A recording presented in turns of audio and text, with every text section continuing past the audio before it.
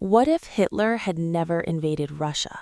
What if that single decision rewrote everything we know about World War II and the world we live in today? Picture this.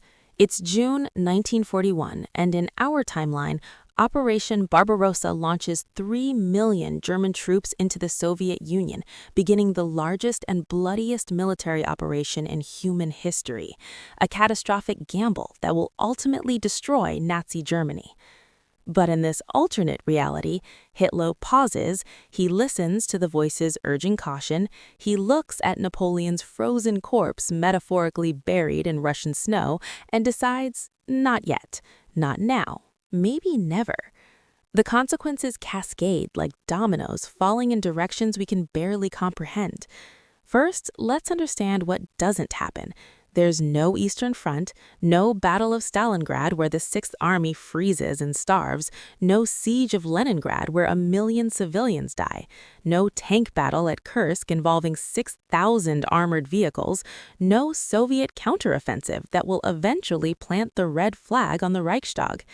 Without Russia in the war, 80 to 90% of German military resources that were historically consumed in the East remain available for other fronts, and that changes absolutely everything.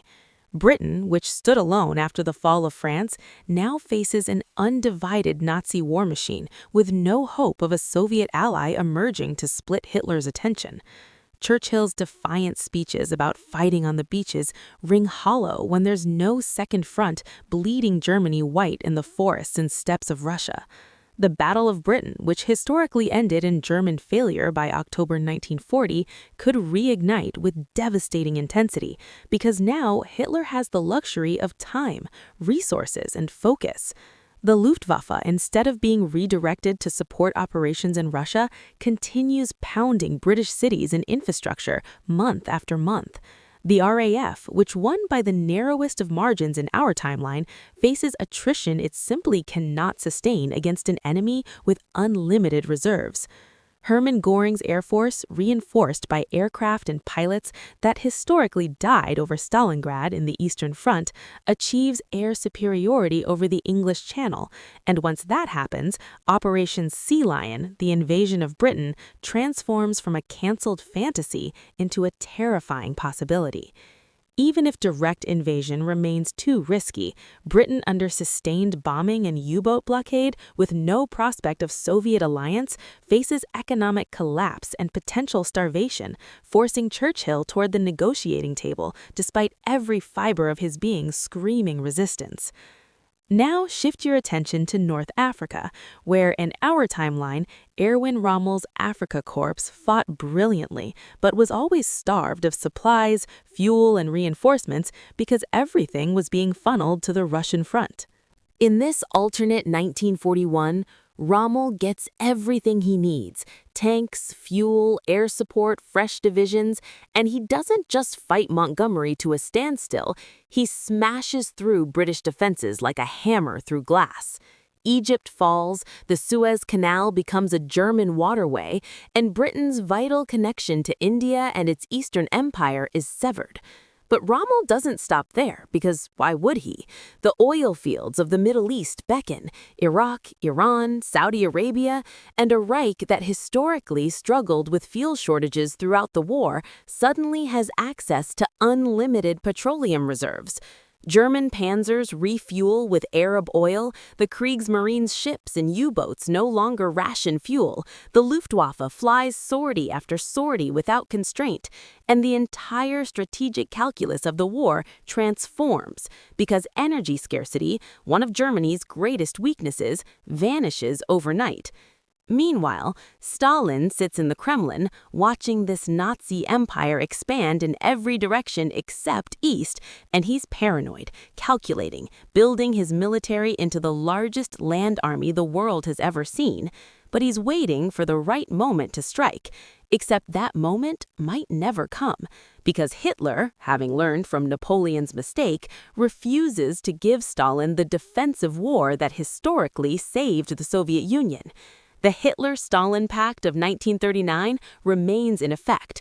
Grain and resources flow from Russia to Germany, keeping the Nazi economy humming, and Stalin, despite his suspicions, has no justification for a preemptive strike that would make him the aggressor in the eyes of the world. December 7, 1941 still happens. Japan still attacks Pearl Harbor because their imperial ambitions in the Pacific don't depend on German actions in Europe.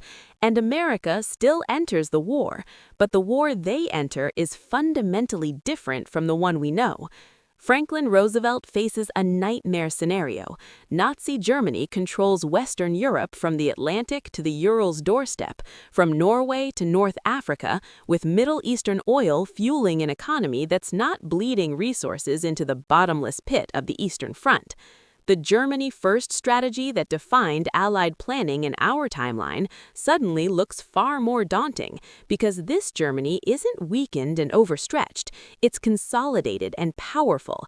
It's had years to fortify its conquests, to extract resources from occupied territories, to perfect its weapons, to build the Atlantic Wall into an impregnable fortress.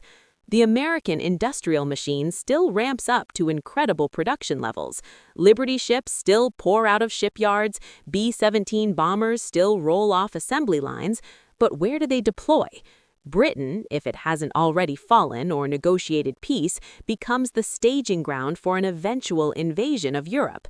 But when does that invasion happen? 1943? 1944? Later? And here's the terrifying part. It's not landing to relieve a desperate Eastern Front that's already destroyed the bulk of German combat power. It's an amphibious assault against Fortress Europe at the absolute peak of its military strength. Every division that historically died at Stalingrad, every tank that historically burned at Kursk, every pilot that historically fell over Russia, they're all alive, trained, experienced, and manning defenses in France. The D-Day we know from history, which succeeded against a German military already gutted by years of Eastern Front warfare, becomes a hypothetical D-Day against a Wehrmacht at full strength. And the casualties from such an operation would be beyond catastrophic, possibly beyond what American public opinion could sustain, potentially enough to break political will for continued European involvement. Now, let's talk about the race for the atomic bomb, because this is where the timeline gets truly chilling. The Manhattan Project still proceeds in America with the brilliant minds who fled European fascism, but in Germany, things look very different.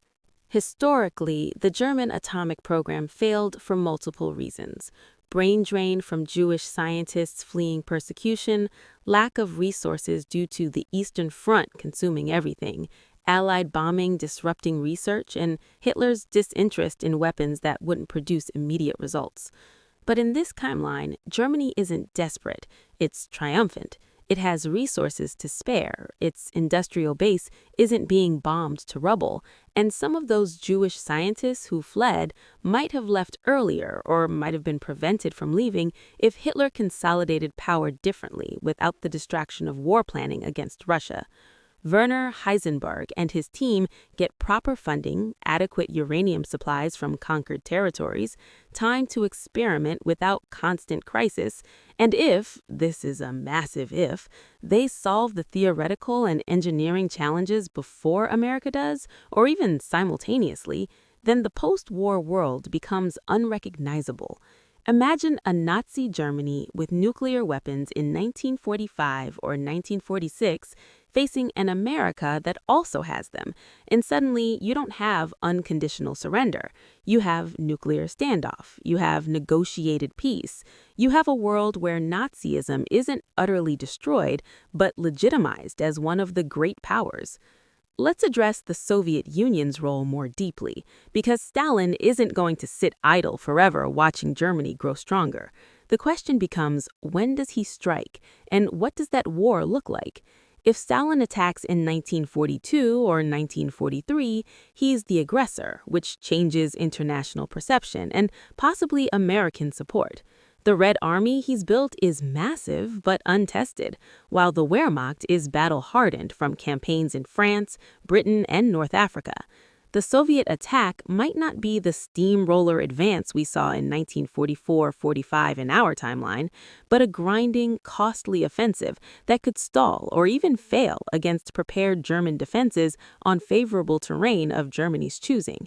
If Stalin waits until 1944 or later, he faces a Germany that's had even more time to prepare, possibly with atomic weapons, definitely with captured British technology, Middle Eastern oil, and fortifications along the entire border. The Great Patriotic War that defined Soviet identity in our timeline becomes a very different conflict, possibly one where Moscow falls, where the Soviet Union fragments, where history's largest country collapses under the weight of its own purges and German military superiority. Consider the Holocaust, and here the alternate timeline becomes almost too dark to contemplate. In our history, the Nazi genocide against Jews, Roma, Slavs, and others was partially limited by the chaos of war, by retreating fronts, by the eventual Soviet liberation of the death camps. In a timeline where Germany isn't fighting for survival on the Eastern Front, where Nazi control over Europe is secure and unchallenged for years, the machinery of genocide operates with even greater efficiency and thoroughness. There's no Soviet army racing west to liberate Auschwitz in January 1945, no American forces stumbling upon the horror of the camps and documenting it for the world. The final solution proceeds uninterrupted, possibly accelerates, possibly extends to even more victims, as Nazi racial ideology has years to implement its horrific vision without military setbacks forcing hasty evacuations or destroying evidence. The death toll, already incomprehensibly evil at 6 million Jews murdered, could climb even higher, and the documentation we have in our timeline that convicted Nazi leaders at Nuremberg might never surface if there's no total defeat forcing the archives open. The economic dimension deserves attention because Germany's historical weakness was resource scarcity: oil, rubber, rare metals, food for its population. By not invading Russia, Hitler eliminates the massive resource drain of that front, continues receiving Soviet resources through their trade pact, adds Middle Eastern oil through North African victories, and controls the agricultural and industrial output of all Western Europe without partisan resistance draining military police resources. The Nazi economy, instead of being a house of cards barely functioning through slave labor and plunder, becomes relatively stable and self-sufficient. Albert Speer's industrial reorganization, which historically kept Germany fighting until 1945 despite overwhelming odds, would be even more effective in a timeline where he's not constantly compensating for catastrophic losses on the Eastern Front. The synthetic fuel plants that were historical bombing targets continue production uninterrupted. The factories in occupied territories work at full capacity without sabotage or resistance draining productivity, and the Reich economy that historically survived on plunder and slavery transitions towards something more sustainable and therefore more terrifying because sustainability means longevity. Technology development accelerates in unexpected directions. The jet aircraft that Germany pioneered historically appeared too late to change the war's outcome, but in this timeline, the Me-262 and its successors enter mass production years earlier, without competing resource demands from the Eastern Front.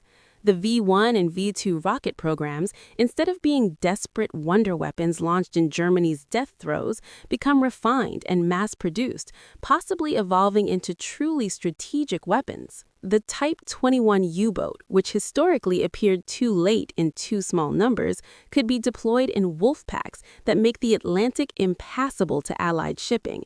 German research into helicopters, guided missiles, night vision, all the technological innovation that historians point to as being ahead of its time, gets the resources and time to mature into operational systems that could genuinely challenge Allied technological superiority. And what about Japan's role in all this? The Axis alliance becomes more than a paper treaty when Germany has resources to spare for coordination. Perhaps the Japanese attack on Pearl Harbor is delayed or coordinated with German operations. Perhaps there's actual strategic planning between Berlin and Tokyo about dividing the world into spheres of influence. German technology transfers to Japan could accelerate Japanese aircraft and naval development. German strategic advice might prevent some of Japan's historical blunders, like Midway, and the Pacific War, instead of being largely separate from the European theater, becomes a truly coordinated global conflict with Axis powers supporting each other effectively. The post-war world, assuming the Allies eventually prevail, would be transformed in ways both subtle and profound. If victory comes in 1948 or 1950 instead of 1945, an entire additional generation grows up under Nazi occupation, internalized that reality, had their education shaped by fascist ideology. The cultural and psychological damage would take generations longer to heal, if it ever fully heals. The political map of Europe would look different because borders negotiated after a longer war with different battle lines with possibly different participants in the final victory wouldn't match the Cold War divisions we know. Maybe Poland's borders shift differently. Maybe Germany is partitioned differently. Maybe Austria's fate changes. Maybe the Balkans emerge from the war with different governments and allegiances. But here's the possibility that keeps historians awake at night. What if the Allies don't prevail? What if the war ends in 1946 or 1947 with a negotiated settlement, with a world divided between democratic and fascist spheres of influence, with Nazi ideology not crushed and discredited, but accepted as one legitimate form of government among others? The moral rot of such a world almost defies imagination. The Holocaust not prosecuted at Nuremberg, but buried and denied. Nazi racial science taught in universities, the entire philosophical foundation of human rights and dignity that emerged from World War II's ashes never taking root. The Cold War in this timeline isn't capitalism versus communism, but democracy versus fascism, with nuclear weapons on both sides, with constant proxy wars in neutral territories, with humanity living under the shadow of annihilation enforced by two morally incompatible worldviews. The United Nations doesn't form or forms very differently without the shared victory over fascism to unite the Allied powers. The Universal Declaration of Human Rights never happens or emerges in stunted form. The decolonization wave that freed much of Asia and Africa might be delayed or prevented entirely because Nazi theories of racial hierarchy gain legitimacy from military success. Let's return to the central question with all this context. Does Germany actually win or just survive longer before eventual defeat? Arguments exist on both sides, and serious historians debate this endlessly because there are so many variables, so many potential butterfly effects cascading through the timeline. On one side, you have the argument that Germany still loses eventually because the underlying fundamentals don't change. America and the Soviet Union combined have vastly superior population and industrial capacity. The Nazi system is inherently unstable and based on continuous expansion and plunder rather than sustainable economics. Hitler's decision-making grows increasingly erratic whether he's winning or losing, and the moral bankruptcy of fascism eventually creates resistance that cannot be suppressed forever. By this argument, avoiding Russia just delays the inevitable, maybe pushes German defeat to 1948 or 1950, maybe forces the Allies to use atomic bombs on Berlin instead of just on Japan, but ultimately the outcome remains the same. Total Nazi defeat and the world we roughly recognize emerging from the rubble. On the other side, you have the argument that timing is everything, that Germany in 1945 was already developing jet aircraft, ballistic missiles, and early computers, that Germany in 1948, with 3 additional years of uninterrupted research and Middle Eastern oil powering its economy, would be genuinely unstoppable, that Hitler might die or be overthrown and replaced with someone more strategically rational who consolidates gains instead of seeking endless expansion, that America's public might lose stomach for a war that drags on year after year with mounting casualties and no obvious path to victory, that Stalin's purges had so weakened the Soviet officer corps that a Soviet attack might genuinely fail against a prepared Germany. By this argument, the window for defeating Nazi Germany existed only because Operation Barbarossa created it, because the self-inflicted wound of the Eastern Front was so catastrophic that it negated every German advantage. And without that wound, the patient survives, grows stronger, and becomes genuinely unbeatable through conventional military means. The truth, as historians acknowledge, is unknowable because we're talking about alternative timelines with thousands of variables, human decisions, random chances, technological breakthroughs or failures, weather patterns affecting harvests and military operations, individual acts of heroism or cowardice that ripple outward into strategic consequences.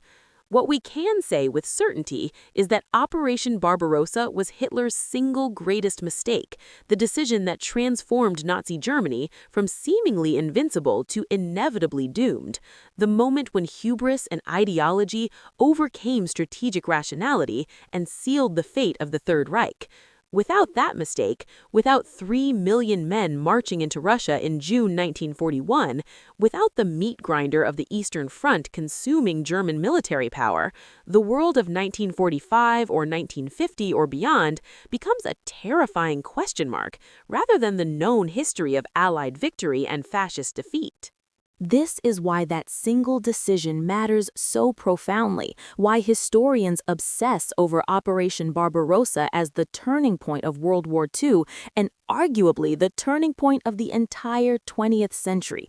Because in the frozen wastes of Russia, in the ruins of Stalingrad and the tank battles of Kursk, the Nazi regime didn't just suffer military setbacks, it bled itself to death, lost its best armies, exhausted its resources, and created the conditions for its own total destruction.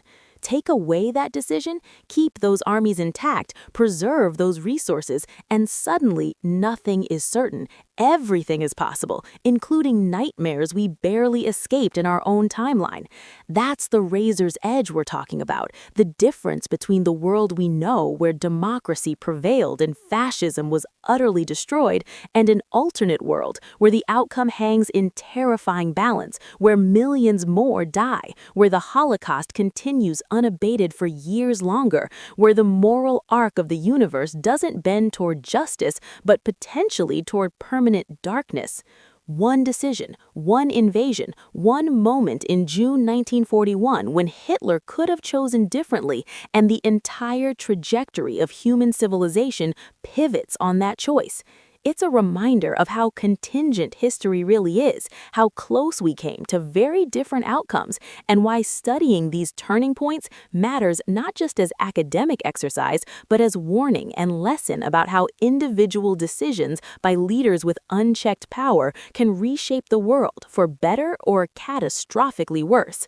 That's what makes the question, what if Hitler had never invaded Russia, so compelling and so chilling, not because we want to imagine Nazi victory, but because we need to understand how narrowly we escaped it, how fragile the forces of democracy and human decency can be when facing totalitarian evil, and how one strategic blunder by a dictator saved the world from a fate almost too dark to contemplate.